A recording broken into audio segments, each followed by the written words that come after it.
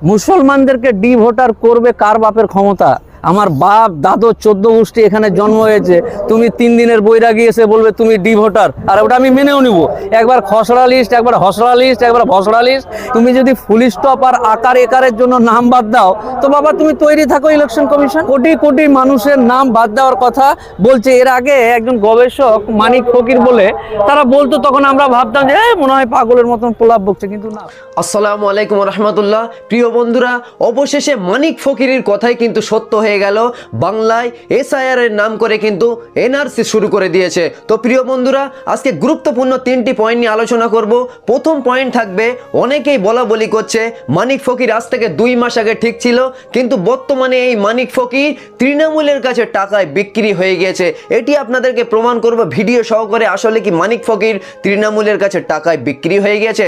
2 নম্বর point থাকবে, আপনারা সকলেই জানেন আগামী 14ই ফেব্রুয়ারিতে ফাইনাল এসআইআর এর লিস্ট বার হতে চলেছে, যেখানে 90 লক্ষ থেকে 1 কোটি বাঙালির ভোটার লিস্ট থেকে নাম কেটে দিয়ে তাদের বেনাগরিক করার চেষ্টা করে আগামীতে ডিটেনশন ক্যাম্পের ভিতরে ঢোকানোর ব্যবস্থা করবে। তো প্রিয় বন্ধুরা, আসলেই কি বাঙালিরা মাথা নত করে কি ডিটেনশন ক্যাম্পের ভিতরে ঢুকবে, না তারা আগামীতে 14ই ফেব্রুয়ারি পরে ভয়ঙ্কর রূপ ধারণ করবে? এটি আপনাদেরকে দেখাবো। আর 3 নম্বর পয়েন্টে কিন্তু ইম্পর্টেন্ট একটি পয়েন্ট থাকবে এবং রহস্য নিয়ে একটি পয়েন্ট থাকবে। 3 নম্বর পয়েন্ট থাকবে, যুগ যুগ ধরে মুসলিম জাতি শুনে আসছে এই ভারতবর্ষেই তারা 18%। আসলেই কি ভারতবর্ষে বর্তমানে মুসলিমরা 18%? মুসলিমরা কি আসলেই সংখ্যালঘু? ভিতরে ভিতরে আবার সংখ্যা গুরু হয়ে বসে নেই তো? গোপন তথ্য আজকে আপনাদেরকে ফাঁস করব।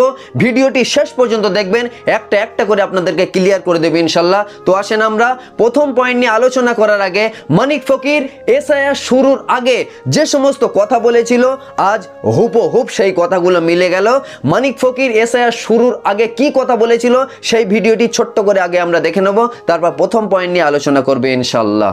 থেকে যে ফর্ম ফিল আপ আসবে, এখনো পর্যন্ত যারা মনে করছিল যে আমার 2002-এ নাম আছে আমি বেঁচে গেলাম, 2002-এর পরে এসছে যারা, তারা বিপদে পড়বে, আমি বগল বাজাচ্ছি, তাদের ঘুমটা ভেঙে যাবে। কারণ তাকেও ওই ইমিউনাইজেশন ফর্মে লিখতে হবে তার জন্ম কোথায়। এটার মধ্য দিয়ে বাংলা এবং বাঙালি জাতিকে শেষ করতে চাইছে। 4.5 কোটি মানুষ আমার হিসাবে বিপদে পড়বে। আমি কিন্তু মনে রাখতে হবে, এটাই আমার গবেষণা। আবেদন কেন করতে হবে? 2002 সালের ভোটার লিস্টে নাম থাকলেই তারাই তো একেবারে নিশ্চিন্ত বলে জানিয়ে দিয়েছে। এগুলো সম্পূর্ণ ভাঁওতা এবং মিথ্যা কথা, যাতে আন্দোলন না হয়। তো প্রিয় বন্ধুরা, আজ থেকে 2 মাস আগে এসআইআর শুরুর আগে মানিক ফকির এই সমস্ত কথাগুলি যখন বলেছিল, অনেকেই কিন্তু তাকে গালাগালিও করেছে এবং তাকে পাগল বলে, পাগল ছাগল কি উল্টো পাল্টা ফাও বকছে এমনও কিন্তু কথা বলেছিল। কিন্তু বর্তমানে দেখা গেল যে এই মানিক ফকিরের কথা হুবহুব বাস্তবের সাথে মিলে গেল। তো আসেন আমরা প্রথম পয়েন্ট নিয়ে আলোচনা করি, যে এই মানিক ফকির অনেকেই বলা বলি করছে 2 মাস আগে ঠিক ছিল, কিন্তু বর্তমানে মমতা দিদির কাছে অতএব তৃণমূলের কাছে টাকায় বিক্রি হয়ে গিয়েছে। আসলে কি মানিক ফকির তৃণমূলের কাছে টাকায় বিক্রি হয়ে গিয়েছে? সেটি জানতে হলে এই ভিডিওটি আগে আমাদেরকে দেখে নিতে হবে। আর একটা জিনিস আপনারা খেয়াল করবেন, যে কোনো নেতা বা মন্ত্রীর কাছ থেকে কোনো ব্যক্তি যখন টাকা খায়, সেই নেতা বা মন্ত্রী যখন ভুল কাজ করে বা ভুল কথা বলে, যে টাকা খেয়ে থাকে, সর্বদাই কিন্তু সেই নেতা মন্ত্রীর দোষ থাকে, ধামা চাপা দেবার চেষ্টা করে। তো আসেন, মানিক ফকিরের এই ভিডিওটি দেখলে আপনারা অনেকটাই ক্লিয়ার হয়ে যাবেন আসলে মানিক ফকির তৃণমূলের কাছে টাকা খেয়েছে কি না। আজকে মমতা ব্যানার্জি, আজকে 70 বছর বয়সের একটা মহিলা, 70-72 বছরে সে অ্যাক্টিভিস্টের মতো নেমে পড়েছে, যেন যুদ্ধ করছে মানুষকে বাঁচানোর জন্য, বাঙালিকে বাঁচানোর জন্য। মমতা ব্যানার্জি তো বলেছিল এসআইআর হতে দেবো না। আরে হতে দেবো না তো বলতেই পারে, মানুষ রাজনীতি করে, মানুষ আবেগে, আমরাও তো কি বলেছি, আমরা বলেছি না যে একটা মানুষকে বেনাগরিক করুক দেখি, বলেছি তো। এটা তো মানুষের, এটা তো বলবে।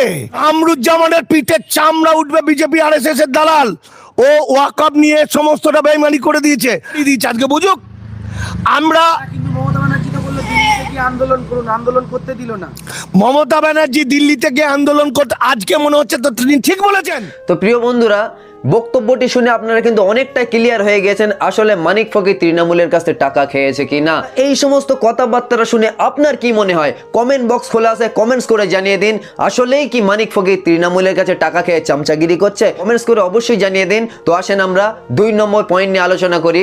2 নম্বর পয়েন্ট হচ্ছে, আগামী 14ই ফেব্রুয়ারিতে আপনারা সকলেই জানেন এসআইআর এর ফাইনাল লিস্ট বার হতে চলেছে, যেখানে 90 লক্ষ থেকে 1 কোটি বাঙালির ভোটার লিস্ট থেকে নাম বাতিল করে আগামীতে পরিকল্পনা করে তাদের ডিটেনশন ক্যাম্পের ভিতরে ঢোকানোর ব্যবস্থা চলছে। তো প্রিয় বন্ধুরা, যে বাঙালিদের লাঠির বাড়ির আঘাতে ব্রিটিশ পর্যন্ত দেশ ছেড়ে পালিয়েছিল, সেই বাঙালিরা কি মাথা নত করে ডিটেনশন ক্যাম্পের ভিতরে কি যাবে? তাদের পরিকল্পনা কি, এই ভিডিও দুটি আগে আপনাদেরকে দেখাবো, তারপর বিস্তারিত আলোচনা করবে ইনশাল্লাহ। গণেশ কুমার সে একটা পাঁচ দালালি করছে, মোদি অমিত শাহ দালালি করছে। সে মোদির নির্দেশে পশ্চিমবঙ্গের বাঙালিদের, পশ্চিমবঙ্গের প্রকৃত মানুষদের, প্রকৃত যারা ভারতের স্বাধীনতা সংগ্রামীদের, তাদেরকে উচ্ছেদ করতে চাইছে। এই উচ্ছেদ আমরা মেনে নেব না। ভারতবর্ষের যদি শেষ থাকা পর্যন্ত আমরা ভারতের জনগণ, হিন্দু, শিখ, খ্রিস্টান, মুসলিম, জৈনরা ঐক্যবদ্ধভাবে স্বাধীনতার সংগ্রামে ব্রিটিশকে যে আমরা তাড়িয়েছিলাম, আমরা আবার ঐক্যবদ্ধভাবে এই মোদি অমিত শাহদের দূর করে ছাড়বো দেশ থেকে। হুজুর কি হবে, কি হয় বাংলাদেশের লোক? সিধে আঙুলে ঘি না বেরোলে আঙুল কি করতে হবে? মেরে পুঁতে ফেলবে একদম। আমরা চুরি করে বসে আছি নয়, আমাদের বলে দেবে কাউ নেই, চলো বাংলাদেশ সেবা চলো। আরে বাংলাদেশে যাওয়ার আগে শেষ দেখে ছাড়বো, ঠিক না বলছো? বলে যাবার আগে শেষ যে যাবে মরতে হয়, এখানে মরবো, মারতেও এখানে মারবো, ঠিক না বলছো? বলে চালাকি পেয়েছো। এরকম প্রচুর মানুষের অসুবিধা সৃষ্টি করেছে, এর বিরুদ্ধে আমরা গর্জে উঠব। আমাদের রক্ত, ঘাম, পানি শরীরে থাকা অবস্থায় আমরা আমাদের নাগরিকত্বকে রক্ষা করার জন্য প্রয়োজন হলে নিজেদের জীবন পর্যন্ত উৎসর্গ করতে রাজি। তো প্রিয় বন্ধুরা, বাংলার এইভাবে কিন্তু লক্ষ লক্ষ বাঙালিরা কিন্তু আওয়াজ তুলছে, একটাই কথা বলছে যে আমাদের শেষ রক্ত থাকা পর্যন্ত আমরা কিন্তু বাংলাদেশের বুকে পা দেব না, ডিটেনশন ক্যাম্পের ভিতরে ঢুকবো না, আমরা এর শেষ দেখে ছাড়বো। তো প্রিয় বন্ধুরা, আপনারা সকলেই জানেন গত কয়েকদিন আগে সুপ্রিম কোর্ট থেকে রায় বার হয়েছে, এসআইআর এর আইনটা কিন্তু একটু হালকা করে দিয়েছে। আর আমাদের বারাসাতে এসে অভিষেক বন্দ্যোপাধ্যায় কিন্তু ভাউতাবাজি একটা ডায়লগ দিয়ে বেরিয়ে গেল। কি ভাউতাবাজি ডায়লগ দিয়েছে একটু কয়েক সেকেন্ড আগে আমরা দেখে নেই। আজকে কোর্টে হারালাম, এপ্রিলে ভোটে হারাবো, বিজেপির এসআইআর এর খেলা শেষ। তো প্রিয় বন্ধুরা, আপনারা দেখলেন পরিষ্কার ভাষায় বলল যে বিজেপিকে কোর্টে হারিয়েছি, বিজেপির এসআইআর এর খেলা শেষ। এসআইআর এর খেলা কি সত্যি বাংলায় শেষ? বাংলায় কি এসআইআর পুরো বন্ধ হয়ে গেছে? এসআইআর কি বাংলায় বর্তমানে চলছে না? তো প্রিয় বন্ধুরা, একটা কথা আপনাদেরকে ক্লিয়ার করে দিতে চাই যে সুপ্রিম কোর্ট এসআইআর এর আইনটা এত হালকা করেছে কেন? এর ভিতরের মূল কারণ কিন্তু এই অভিষেক বন্দ্যোপাধ্যায়ের কোনো হাত নেই। এর ভিতরে কিন্তু একটাই কারণ আছে, দিল্লি সুপ্রিম কোর্ট কিন্তু ভালো রকম জানে যে ব্রিটিশ যখন রাজত্ব করত, সারা ভারতবর্ষের মানুষ এই ব্রিটিশদের গোলামি করত, কিন্তু এই বাংলার বাঙালিরা শেষ পর্যন্ত লাঠি হাতে নিয়ে সেই ব্রিটিশদের কিন্তু দেশ ছাড়া করেছিল। সুপ্রিম কোর্ট কিন্তু ভালো রকম জানে। আর বাংলায় যে আন্দোলন চলছে, এই আন্দোলনটা কিন্তু সুপ্রিম কোর্ট চাতক পাখির মতো ফলো করেছে। শুধুমাত্র এই আন্দোলনটা একটু দমানোর জন্য এই এসআইআর এর আইনটা কিন্তু হালকা করে দিয়েছে। আর এই অভিষেক বন্দ্যোপাধ্যায়রা বলছে এসআইআরটা আমরাই হালকা করে দিয়েছি, এসআইআর এর খেলা শেষ, অথচ কিন্তু এসআইআর চলছে। তো প্রিয় বন্ধুরা, এদের কথা বিশ্বাস করে আমরা যদি চলি, আগামী দিন কিন্তু আমাদের ভয়াবহ দিন অপেক্ষা করছে। তো আসেন আমরা 3 নম্বর পয়েন্ট নিয়ে আলোচনা করি। আসলেই ভারতবর্ষে আমরা কি সত্যি 18%, না এর ভিতরে যুগ যুগ ধরে বড় ধরনের কোনো ষড়যন্ত্র চলছে? বক্তা ইয়াসিনের এই ভিডিওটি আগে আমরা দেখে নেব, তারপর বিস্তারিত আলোচনা করবে ইনশাল্লাহ। আচ্ছা, আমি খালি চিন্তা করছি, আমি কাগজে দেখলাম ভারতবর্ষে মুসলমান 18%। কারা দেখাচ্ছে খাতাতে কলমে? আমার বাপ যখন স্কুলে গেছে 18%, আমি স্কুলে গেছি 18%, এখন আমার বিটি স্কুলে যাচ্ছে 18%।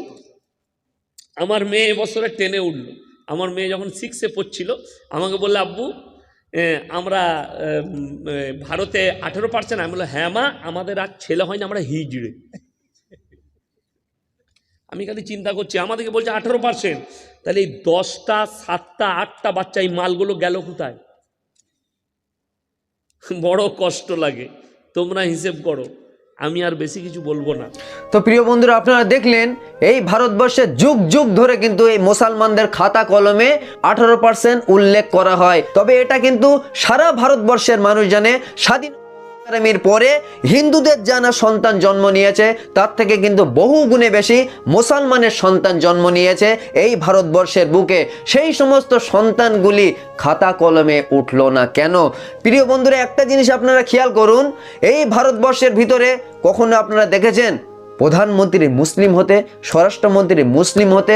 এই ভারতবর্ষে 28টি রাজ্য আছে, বর্তমানে আপনারা খেয়াল করুন একটা মুসলমান সেখানে মুখ্যমন্ত্রী আছে কিনা? কেন নেই?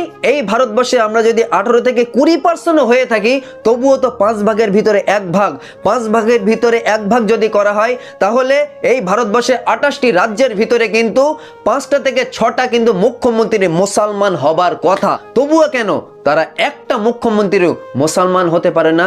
কারণ মুসলমান যদি একটা মুখ্যমন্ত্রী হতে পারে, ভিতরের এই গোপন তথ্য তো ফাঁস করে দেবে, এই রহস্য তো ফাঁস করে দেবে। আসলে এই মুসলিমদের জনসংখ্যা কত তখন তো উল্লেখ হয়ে যাবে। তো প্রিয় বন্ধুরা, একটা কথা আপনাদেরকে ক্লিয়ার করতে চাই যে এই ভারতবর্ষের মুসলমানেরা কিন্তু কখনো চেষ্টা করেনি আর আগামীতে করবেও না যে তারা সংখ্যা লঘু থেকে সংখ্যা গুরু হওয়ার। এটা কিন্তু কখনো চেষ্টা করেনি আর করবে না।